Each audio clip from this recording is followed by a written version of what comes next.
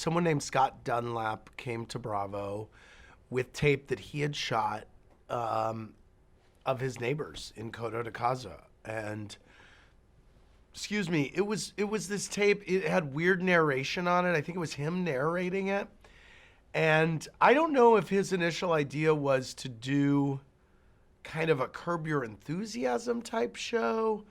I remember what I remember of the narration was that it was very kind of, it was almost like someone who was like a wildlife correspondent commenting on the wildlife in his neighborhood.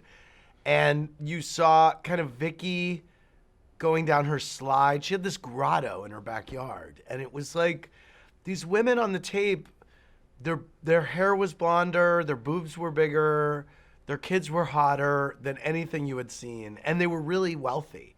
And they lived in this huge gated community.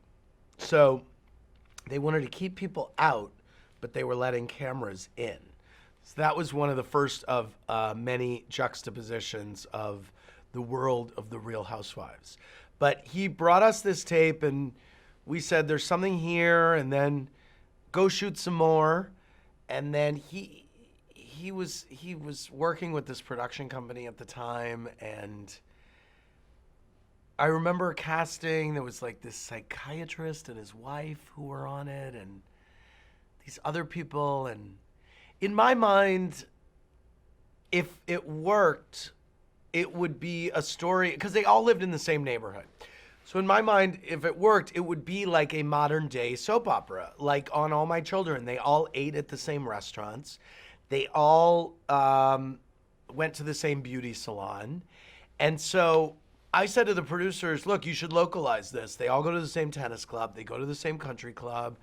They go to the same restaurants. Shoot it like a soap opera. Because they already lived down the street and their lives intertwined. Their kids were friends. And so what happened is they were shooting, and basically everything they brought back, they then were cutting the shows. And it was just, they kind of didn't have what they said that they had shot, and it was not good. And Sherry Levine, who worked for me at the time, who was supervising the show, who really should be getting the majority of the credit for creating the Real Housewives, because she really was there in the trenches for Orange County at the beginning, and has continued and still is to this day on all of them except New York.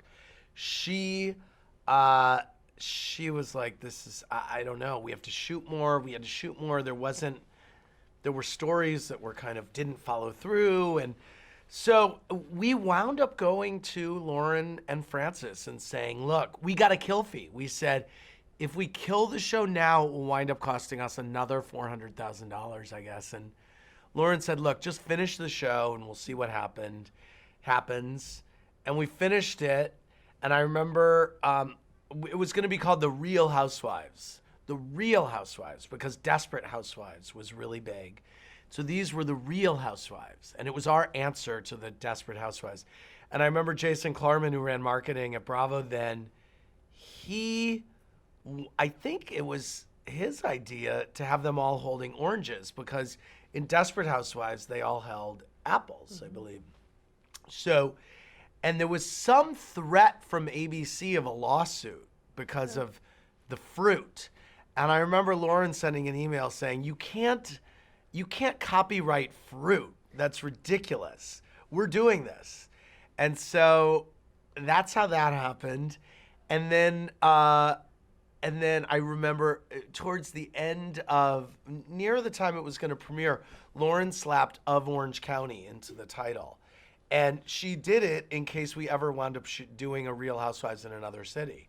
And I remember saying to Sherry Levine, that is the dumbest title I've ever heard in my life. Like, the Real Housewives of Orange County? What does that even mean? I just thought it was ridiculous. So that was one of many times where I'm the guy who thought Battle of the Network Reality Stars was going to be a hit. So, what do I know? But it was towards the end of the first season, it really started picking up. And I remember Entertainment Weekly kind of writing a good review towards the end, writing a blurb about it. And Tom Shales reviewed the show, and he said, this is he said, if this show were put in a time capsule, someday someone would take it out and say, wow, this is a look at how this certain group of women, nouveau riche women in a certain community lived at a certain time in our world. And so, I always viewed it as kind of sociology or anthropology of the rich or sociology of the rich.